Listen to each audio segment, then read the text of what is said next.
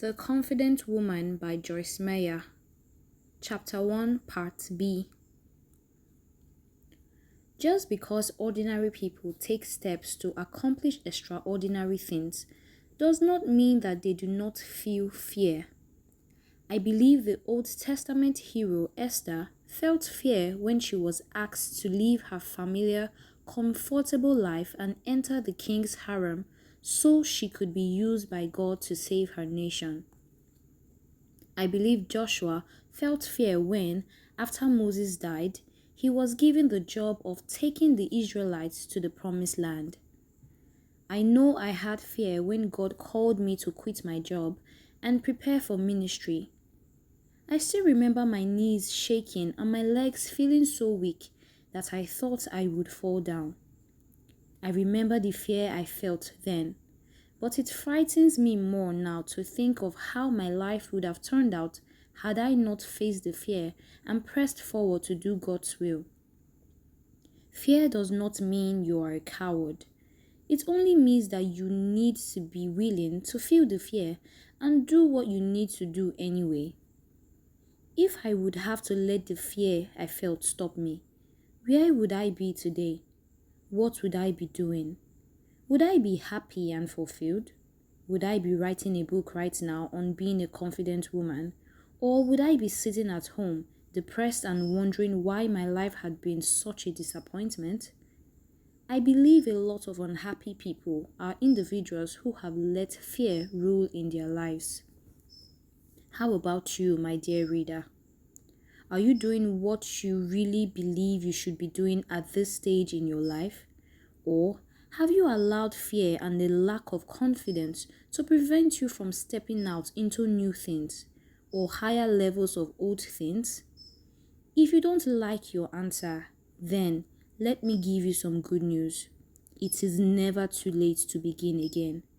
Don't spend one more day living in a narrow life that has room for only you and your fears.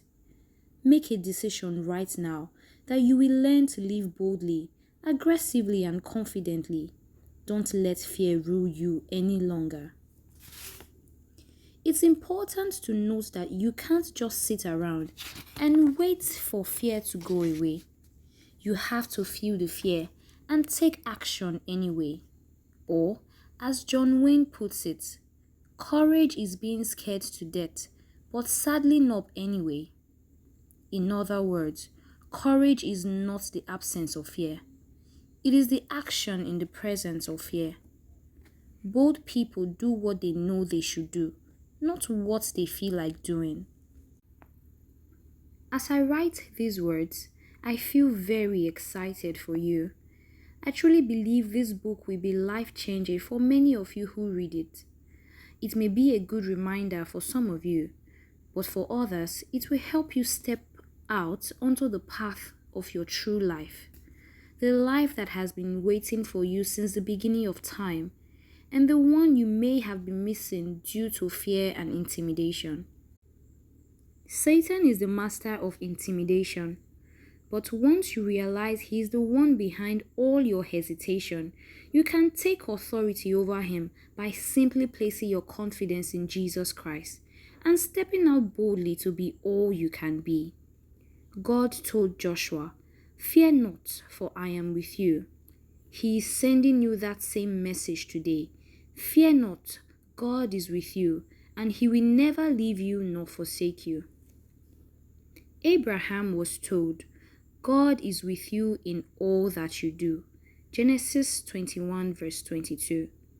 That sounds like large living to me. Are you ready for a larger life? One that leaves you feeling satisfied and fulfilled? I believe you are, and I want to do everything I can to help you on your journey. I know what it is like to live in fear. Fear can actually make you sick to your stomach. It can make you so tense and nervous that everyone around you notices that something is wrong. It's that evident in your facial expressions and your body language. What's more, just as confidence is contagious, so is a lack of self-confidence. When we possess no inner confidence, no one else has confidence in us either. Imagine a timid, cowering basketball player standing in the corner of the court with her arms wrapped around herself. Is anyone going to pass her the ball? Is anybody going to call out plays to her? When we think people are rejecting us, we feel hurt by them. The basketball player in the example above might think that her teammates hate her or have something against her. But for fearful, underconfident people, the root of the problem is that they are rejecting themselves. They are rejecting the person God intended them to be. A classic case of confidence. Just as underconfidence comes with its list of symptoms, the same is true of confidence. A confident person feels safe. She believes she is loved, valuable, cared for, and safe in God's will for her. When we feel safe and secure, it's easy to step out and try new things. During the initial construction of the Golden Gate Bridge, no safety devices were used and 23 men fell to their deaths. For the final part of the project, however, a large net was used as a safety precaution. At least 10 men fell into it and were saved from certain death. Even more interesting, however, is the fact that 25% more work was accomplished after the net was installed. Why? Because the men had the assurance of their safety and they were free to wholeheartedly serve the project. When people feel safe, they are free to take a chance on failing in order to try to succeed. When we know we are loved for ourselves and not just our accomplishments or performance, we no longer need to fear failure. We realize that failing at something does not make us a failure at everything. We are free to explore and find out what we are best suited for. We are free to find our own niche in life, which is not possible without stepping out and finding out. Trial and error is the road to success, and you can't drive that road as long as your car is parked. So get moving, and God will direct you. When people are confident, they try things, and they keep trying until they find a way to be successful in what God has called them to do. Sure, life can sometimes make us feel like we are in over our heads, but the reality is that without God, we are always in over our heads. For example, a little 3-year-old girl felt secure in her father's arms as dad stood in the middle of a swimming pool. But dad, for fun, began walking slowly towards the deep end, gently chanting, deeper and deeper and deeper, as the water rose higher and higher on the child. The girl's face registered increasing degrees of panic as she held all the more tightly to her father, who of course easily touched the bottom. Had the little girl been able to analyze her situation, she'd have realized there was no reason for her increasing fear. The water's depth in any part of the pool was over her head. For her, safety anywhere in that pool depended on dad. At various points in our lives, all of us feel we are getting out of our depths or in over our heads. There are problems all around. The job is lost, someone dies, there is strife in the family, or a bad report comes from the doctor. When these things happen, our temptation is to panic because we feel we've lost control. But think about it. Just like the child in the pool, the truth is we've never been in control when it comes to life's most crucial elements. We've always been held up by the grace of God, our Father, and that will change. God is never out of his depth, and therefore we are safe when we are in life's deep end as we were in the kiddie pool. A little godly confidence goes a long way. Kathy Brown weighs only 95 pounds and she's just a bit over 5 feet tall. She stands a lot taller than that. However, once she's nimbly scaled a 100-foot climbing wall, that's equivalent to a 10-story building. Kathy is a difficult climber, an endeavor in which she is a world champion and a multiple gold medalist at the X Games, as which you may have seen televised on networks like ESPN2. As you might imagine, it's intimidating for a small person to attack climbing walls and cliffs that are 20 times her height. But Kathy says that her extreme faith brings her peace, even when facing extremely dangerous challenges. I know that I couldn't have done what I have done without being a Christian, she explains. My faith in God doesn't get rid of my healthy fear or caution when climbing extreme heights, but it does help me deal with it. It takes away a lot of pressure because you know that God is not going to condemn you if you don't win. So there's nothing to worry about. When I see others competing, I wonder how I would compete if I didn't have faith in God. The walls you face in your life might not be literal or physical. They might be emotional or relational, and it's okay to feel intimidated or frightened by the walls in your life.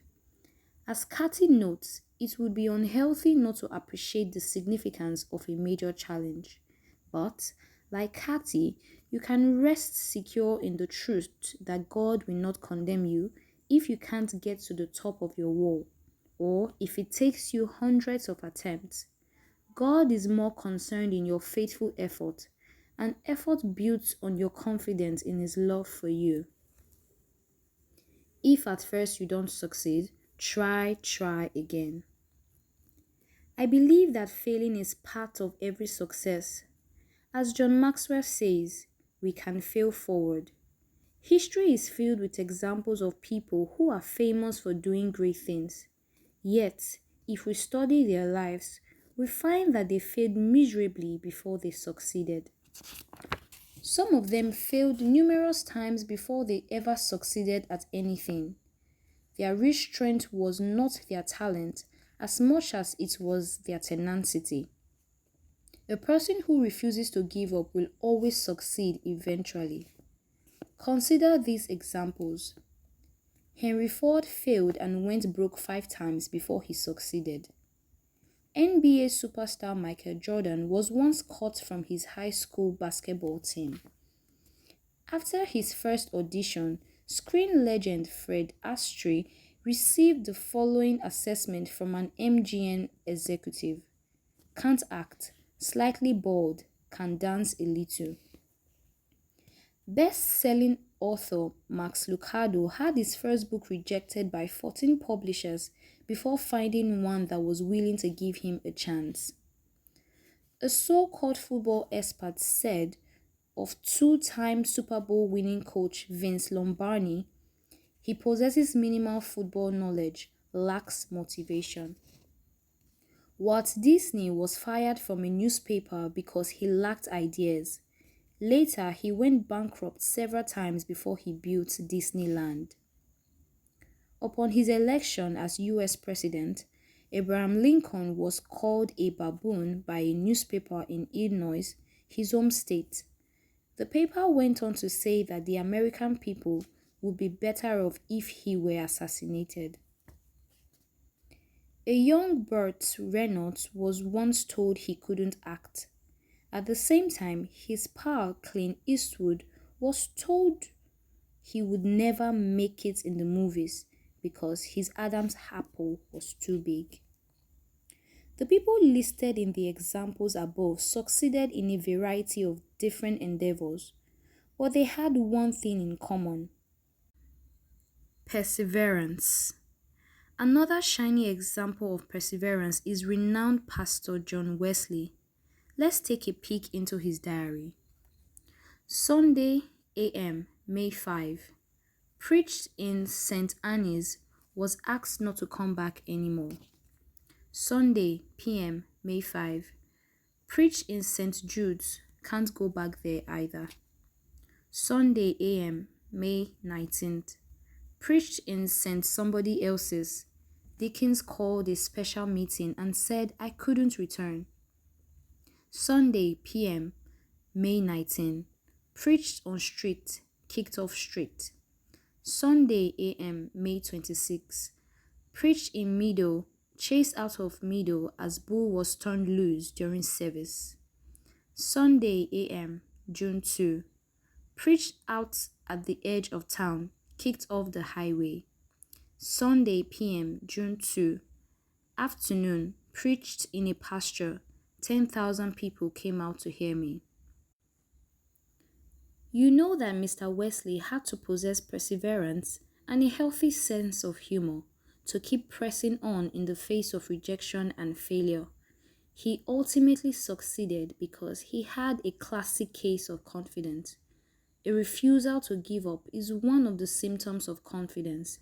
I encourage you to keep trying, and if at first you don't succeed, try again.